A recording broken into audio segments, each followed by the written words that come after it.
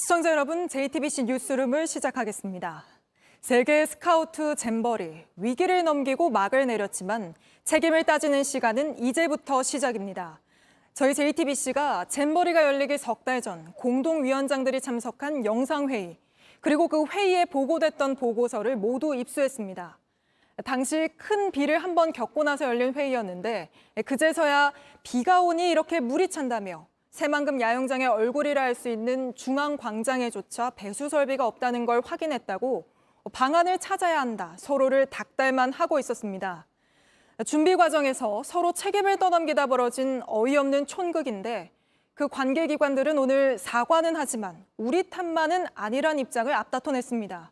먼저 석 달 전 영상회의 내용부터 최연수 기자가 단독 보도합니다. 세계에서 모인 참가자들이 춤을 춥니다. 델타 구역이라고 불리는 중앙광장입니다. 잼버리 개영식이 열렸고 K-팝 콘서트와 폐영식도 예정됐던 곳입니다. 잼버리 대회의 얼굴 같은 곳입니다.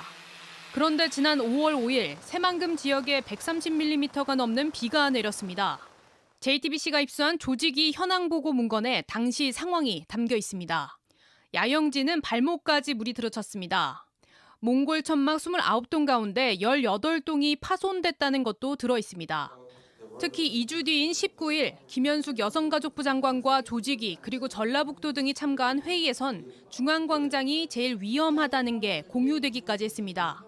소배수로가 설치가 안 되는 걸로 지금 표시가 돼 있습니다. 근데 이제 저희가 이번에 침수가 되고 나서 그 현황을 파악을 해보니까 이 델타 지역의 침수가 사실 다른 지역들보다 제일 좀 심하고요.